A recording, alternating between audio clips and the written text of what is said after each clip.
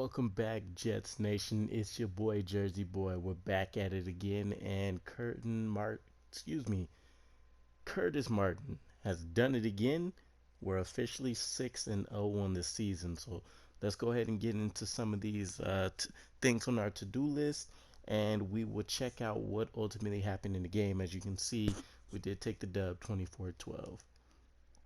So for our breakout players, CJ Mosley, I'm upset, coach. I talked myself up before the game and I totally under-delivered. How am I supposed to call myself an elite linebacker? Okay, so he didn't hit his goals. He's being a little hard on himself, but that's a-okay. Great game this week, coach. It's always a little terrifying playing a guy like Jones, but I gotta say, I'm pretty happy with our results.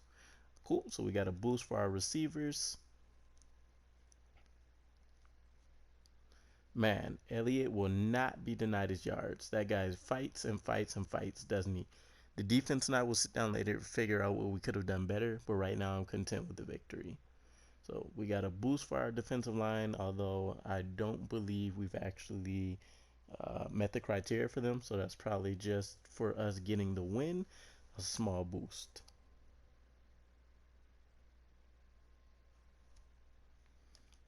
All right, we got some players that can be upgraded. Jamison Crowder here. We'll go ahead and give him the physical.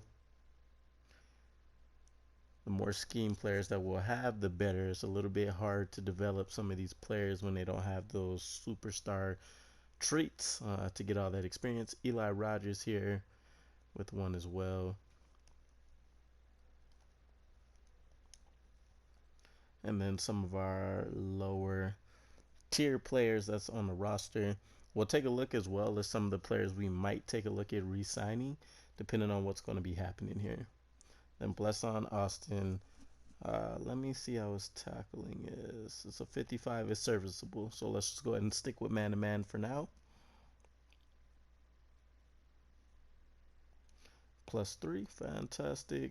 Puts him at a 68. All right, so checking out our box score. Sorry, I forgot we have a bye week. We are officially 5-0, not 6-0. With that said, though, again, not the best offensive game plan for us.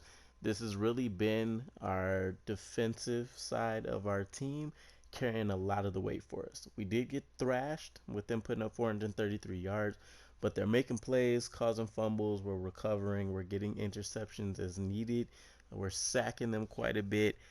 So as we continue to progress with developing some of our players, acquiring some talent in the offseason, I think we'll do a lot better. I may have to take a look at the sliders as well. I did use the sliders from, I believe it was Mat 10, and overall, I haven't had any issues with them. I feel like the yards and stuff we're gaining are a good um, measure of how good those sliders are doing. With that said, though, it might be the superstar factors. So I'm going to keep them on for the rest of this season because it is what it is at this point. But I will have to take a look at potentially taking the superstar traits off. We'll still be able to get all the experience and stuff. It's just, it seems like that might be impacting the game more than I'd like. But with that said, Sam Darnold has an efficient game overall. Puts up 143 yards with a touchdown there. Quite a few sacks again, but we did pick up 5 sacks against Prescott, although he put up almost 400 yards, and then we got a pick off of him as well as him scoring a touchdown. In the running game, Le'Veon Bell puts up 70 yards on 19 carries. Ezekiel Elliott puts up 67 yards on just 13 carries. They were showing us the week before he had put up 143 on just 16 rushes, and he has scored 3 touchdowns, so we've held him overall to really low stats for this particular game, although we were in the lead for the majority of the game, so they didn't have a bunch of opportunities to run. Powell gets us a touchdown and 8 yards. Quincy Enunwa actually carries the ball once as well. In the receiving department, Amari Cooper, 225 yards on 10 catches. Completely destroyed our defensive back. Michael Gallup gets 71 yards. Chris Herndon puts up 65 for us. Ezekiel Elliott does some damage in the receiving side with a touchdown and 43 yards. Quincy Enunwa gets 31, underwhelming game for him. Jamison Crowder gets into the end zone. So Obviously, not a whole lot of um, proficient stats, or prolific, I should say, stats coming from our side. But again, we expected this, so we really just need to get to the off season. Jamal Adams seems like he's most likely going to be leading the way with total tackles here for us. He gets 10 solos, so amazing performance for him this game. Nickerson gets in there with 6, and then CJ Mosley. Getting into the backfield, we have Adams as well. Mosley, May gets in there. Poole, Shepard, and Quentin Williams, the young rookie. And by the time we get to mid-season, so about week 8, week 9, I'll be looking to see kind of where we're at halfway through the season with how players have been developing, what we're looking at stat-wise. Shepard puts up 2. The backup safety, OB here, gets 1. Leonard gets 1. And then there's a split between Mosley and Polite there, which is nice to see. Brian Poole gets the only interception of the game, and I believe that was a pick 6 as well. We have 3 more forced fumbles from Jamal Adams, so he is completely laying the hammer on a lot of these players that he's coming across. Nathan Shepard forces 1 as well, as whereas Perry Nickerson. And then, yes, so Brian Poole did get the pick 6 for us. Let's go ahead and take a look at our potential players to re-sign. So we have Cody Whitehair, who we'll immediately have to think about. We have Leonard Williams, Bilal Powell, McClendon, Poole, Jenkins, Corey Grant.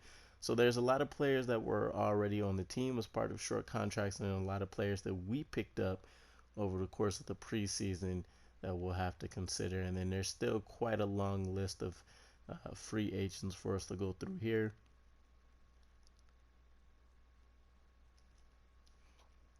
So what we'll do is, just looking at the names and things that we have here, I'm going to wait until halfway through the season, so we can kind of do a projection and see where they might end up and ultimately how they'll fit into the bigger picture for us. But we'll go ahead and wrap up the video with taking a look at who is going to be on the depth chart for our next opponent, as well as checking out a little bit more scouting and kind of seeing what's happening there. Doug Middleton here goes down 4 weeks with a shoulder tear, so hopefully we get him back sooner than later, although we should be fine at the safety spot for now. All right, so we have a breakout player opportunity here. Jamal Adams. I'm frustrated, coach. Last week wasn't the best showing for our passing defense. I want the secondary to be the best unit in the NFL, and I want to be the guy who sets that standard. You know how Babe Ruth caught this shot back in the day? Well, watch me closely this week. I'm about to make a huge statement against the Pats. So we'll be looking to hold the Patriots, sheesh, to less than 100 passing yards, or if you can force 3+ turnovers, or get Jamal Adams 3 interceptions, the fumbles, tackles for loss, and sack.